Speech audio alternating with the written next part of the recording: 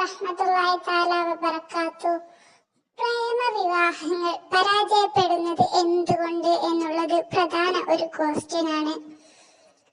പലരുടെയും പ്രേമങ്ങൾ പരാജയപ്പെടുന്നു. കാരണം പറയാം. പലരുടെയും പ്രേമം വിജയിക്കുകയും ചെയ്യും. ചിലരുടേത് സക്സസ് ആവും. ചിലർ നല്ല ജീവിതം നയിക്കും. ചിലർ പ്രണയിച്ച് വിവാഹം കഴിക്കും. എങ്കിൽ അവരുടെ ജീവിതം ആകെ കട്ടപ്പുകയായിരിക്കും. കാരണം ക്യാമ്പസുകളിലോ ജോലിസ്ഥലത്തോ കണ്ടുമുട്ടുന്ന സ്ത്രീ പുരുഷന്മാർ പ്രണയത്തിലേർപ്പെടുന്നത് പരസ്പരം നന്നായി പഠിച്ചറിഞ്ഞു മനസ്സിലാക്കിയുമല്ല. നോട്ടത്തിലോ സംസാരത്തിലോ ശരീര സൗന്ദര്യത്തിലോ മധുര വാക്കുകളിലോ ആകൃഷ്ടരായാണ്. ഇങ്ങനെ പരസ്പരം അടുക്കുന്ന പ്രണയങ്ങൾ തങ്ങളുടെ പങ്കാളിയുടെ മുമ്പിൽ തന്റെ സ്വഭാവത്തിന്റെയും പെരുമാറ്റത്തിന്റെയും ഏറ്റവും നല്ല വശമായി പ്രകടിപ്പിക്കുകയുള്ളൂ.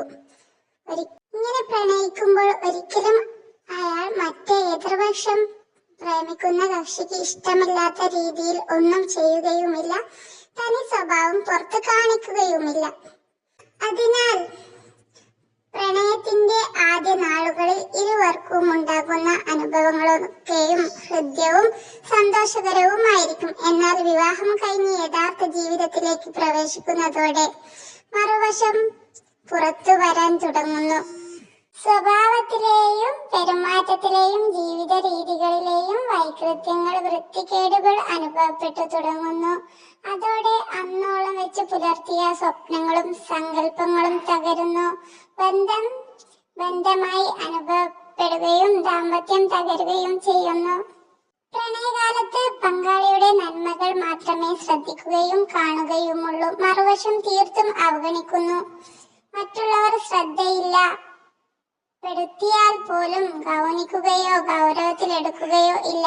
എന്നാൽ കാമുകന് തന്റെ കാമുകിയെക്കുറിച്ചും കാമുകിക്ക് മറിച്ചും എന്തെങ്കിലും കുറ്റം പറയുന്നവരോട് കൊടിയ വെറുപ്പായിരിക്കും. വിവാഹിതരായി ജീവിതം നയിക്കുന്നതോടെ എല്ലാം അനുഭവിച്ചറിയാൻ തുടങ്ങുന്നു. അവഗണിച്ചിരുന്ന വൈകൃത്യങ്ങളൊക്കെ കുത്തിനോവിക്കാൻ തുടങ്ങുന്നു. അത് പരസ്പരമുള്ള അകൽച്ചക്കും ദാമ്പത്യ തകർച്ചക്കും വഴിയൊരുക്കുന്നു. വിവാഹത്തിനു മുമ്പ് എന്തെങ്കിലും രൂപത്തിലുള്ള ശാരീരിക സ്പർശം സംഭവിച്ചിട്ടുണ്ടെങ്കിൽ അതുണ്ടാക്കുന്ന വിപത്തുകൾ വളരെ വലുതായിരിക്കും. വിവാഹശേഷം പുരുഷൻ ഏതെങ്കിലും സ്ത്രീയുമായി സംസാരിക്കുകയോ അടുത്തിടപഴകുകയോ ചെയ്യുന്നതോടെ ഭാര്യയിൽ ഗുരുതരമായ സംശയങ്ങൾ ഉണർത്തുന്നു. പ്രണയകാലത്ത് തന്നോട് ചെയ്തതൊക്കെയും ഭർത്താവ് ആ സ്ത്രീയോട് ചെയ്യുമെന്ന് തോന്നലുണ്ടാക്കുന്നു. ഇത് വളർന്ന് ഗുരുതരമായ സംശയരോഗമായി തീരുന്നു. അപ്രകാരം തന്നെ ഭാര്യ ഏതെങ്കിലും പുരുഷനുമായി വർത്തമാനം പറയുകയോ ഇടപഴകുകയോ ചെയ്യുന്നത് ഭർത്താവിലും വമ്പിച്ച സംശയങ്ങൾക്ക് കാരണമാക്കുന്നു. പ്രണയകാലത്ത് നടന്ന സംഭവങ്ങൾ ഓർമ്മകളിലേക്ക് കടന്നു വരികയും അത് ഭാര്യയെക്കുറിച്ച് തെറ്റിദ്ധാരണകൾക്ക് ഇടവരുത്തുകയും ചെയ്യുന്നു. സംശയരോഗം വളർന്ന ദാമ്പത്യ തകർച്ചയിലെത്തുന്നു. പ്രണയം സദാചാര ലംഘനത്തിന്റെ വഴിയൊരുക്കുന്നതോടൊപ്പം ദാമ്പത്യ തകർച്ചക്കും ദുരിതങ്ങൾക്കും വഴിയൊരുക്കുന്നുവെന്നതിന് സമകാലിക കേരളീയ സമൂഹം സാക്ഷ്യം വഹിക്കുന്നു. പ്രണയബന്ധം കുടുംബത്തിൽ ഉണ്ടാക്കിയേക്കാവുന്ന പ്രശ്നങ്ങളെക്കുറിച്ചും കുട്ടികളോട് സംസാരിക്കണം. ഇങ്ങനെ വിവിധ മാർഗേണ മക്കൾ പ്രേമക്കുരുക്കിലെ അകപ്പെടുന്നതിന് രക്ഷിതാക്കൾ ശ്രദ്ധിക്കണം.